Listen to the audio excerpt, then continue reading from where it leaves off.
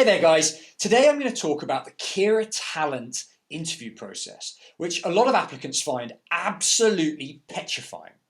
So it's used by schools such as Yale, INSEAD, Kellogg, Oxford, Rotman, RSM, and a handful of others.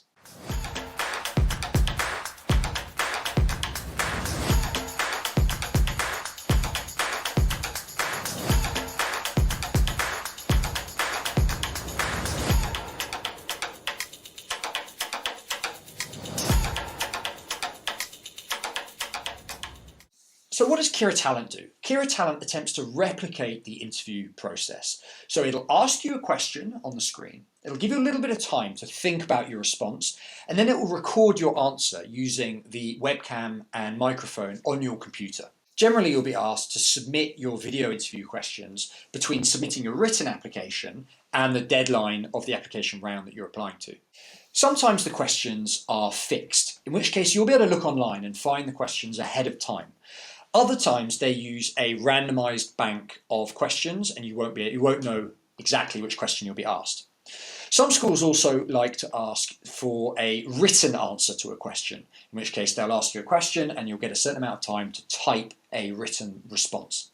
Saïd Business School, for example, ask some predefined questions, some random questions, and you're also given 5 minutes to write an answer to a particular question. So why do business schools use the Kira Talent interview process? Officially, it's to get to know the applicant behind the CV.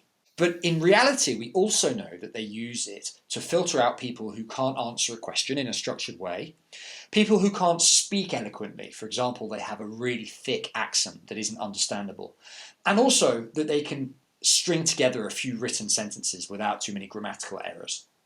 So how should you tackle the Kira Talent interview questions? Generally, I advise clients to go into this process prepared, so have your topics written out in front of you, but don't regurgitate them verbatim. Typically, the questions you're going to be asked are going to be split between motivational questions and behavioural questions. So talking about motivational questions first, business schools want to know why you're applying to them and why you're applying to this business school. So you can be sure you're going to be asked questions like, why are you ready for an MBA now? Why do you want to come to this particular business school? Why do you need an MBA in the first place? And in terms of behavioural questions, business schools assume that how you tackled tricky situations in the past is indicative of how you'll tackle them during the programme. So they like to ask about these situations. I advise clients to have a handful, say half a dozen different stories laid out on a sheet of paper in front of them, so that they're ready to refer to these stories when they're asked about particular challenges that they've faced. Stick to the SCAR format when you're answering these questions. You can't go far wrong. Situation, challenge, action, result. So for example, in a question about teamwork, you were captain of a soccer team is the situation. The challenge you faced was a disagreement between a player and a coach. Your action was to sit them down together and de-escalate the situation, and the result was you won matches or perhaps a championship not long afterwards. Some schools, such as Oxford, want to know that you can write coherently. So what they will do is they will ask you a question on the screen, and Oxford will give you 5 minutes to answer the question written out. You want to aim for a couple of hundred words in response, and ideally keep your answer structured. So you've only got 5 minutes. We're not talking complicated structures here, but some simple structures that you can think about using are firstly, secondly, and lastly, or using a very clear beginning, middle, end. Now, in terms of presentation, you do not need to be dressed to the hilt like you would for a formal interview in your suit and tie, for example. Just look fairly presentable, wear what you would wear to the office on a typical day that you're comfortable in, and you can't go too far wrong. Make sure that the background behind you is fairly tidy. It doesn't need to be a blank wall. Just make sure there isn't stuff strewn all over the place.